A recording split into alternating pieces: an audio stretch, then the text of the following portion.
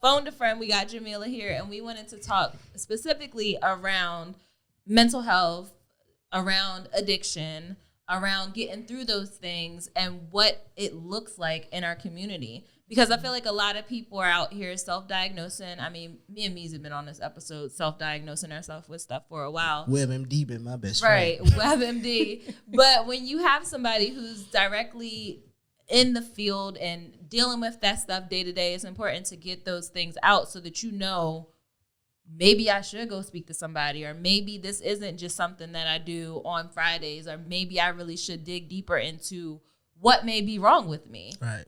So, I mean, let's just go ahead and get started. What you think? We might as well skip the text. I know y'all came here for hot gossip this week, but I think I got some issues that I might need to work on, and I feel like today is the day I should probably try it the best I can. Yeah. So we might as well jump into the discussion this week. Right. So, I know I said on previous episodes, maybe even on Uncle Poochie's episode, shout out, that I started early with drinking. I'm no longer drinking now. I know you guys heard this in the past couple of episodes. I'm sober. But I started early with drinking. Middle school, maybe. It's embarrassing to say, but I would come home, touch my parents' alcohol, tap it a little bit, pour some water back in it. I'm sorry, y'all. I buy y'all bottles every time I come to the house now, but I was touching it. And it just turned into a pattern. Like, I drank regularly, especially when I turned 21. It was just like a social thing. But as I got to the later half of my 20s, I'm like, this don't even hit no more. Like, I'm getting drunk. My hangovers are lasting for 2 to 3 weeks. I'm blacking out. People are, not 2 to 3 weeks, 2 to 3 days. I'm blacking out. People are telling me stories that I don't remember. My memory is like scattered all over the place. I can hardly finish the stories that I'm telling. Like, I'm drunk. And I realized that I was using it as a coping mechanism to kind of like not feel anything. And I know that's not normal. So in your experience, like, would you consider that alcoholism? So we can talk about two different things because you had mentioned at first that you were using it socially. So socially, you have to kind of look at yourself. Am I able to put it down? I think that's one of the big things when it comes to an addiction. Am I able to be like, okay, I drank all weekend. I'm going to put it down. I'm not going to drink it for like 2 months.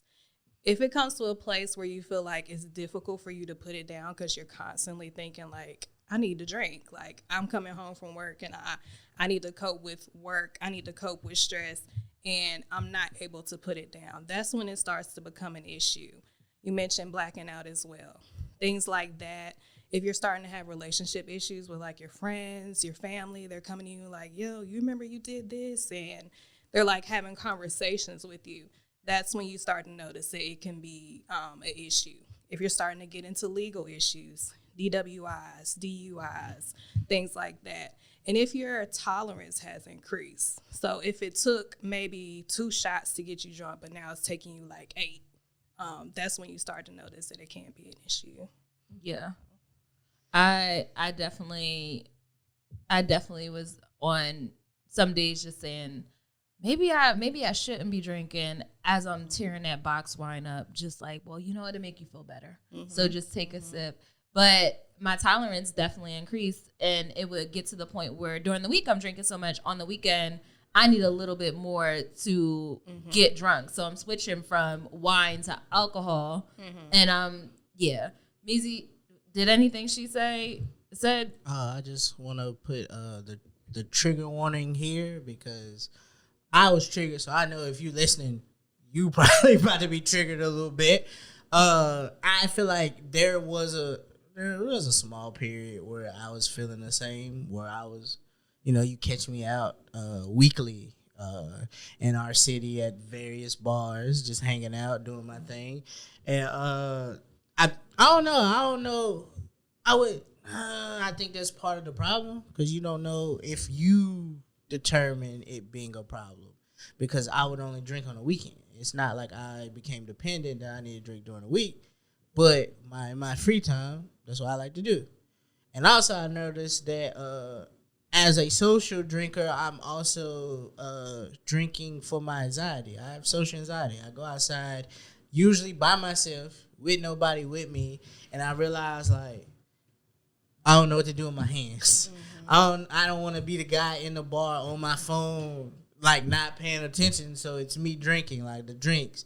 And I learned that I drink real fast, which means when I start to drink real fast, that means I need another drink to deal with what's going on. And so now I'm 4 drinks up in an hour, and now everybody think, oh, Meezy done got lit. And it's like, no, I was just nervous, and I didn't know what to do, because having a conversation, me and you sitting here having a conversation, I'm just drinking to keep calm. Bro, so same. Same. Like it's weird. Like that's how I be feeling. So I'm like, and that's kind of interesting.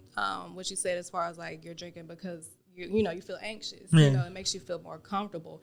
A lot of the times that's how addiction starts. Like we're trying to overcome like depression or anxiety, or we're trying to drown out our traumas. Maybe you were abused in your childhood. Like maybe something happened in your childhood.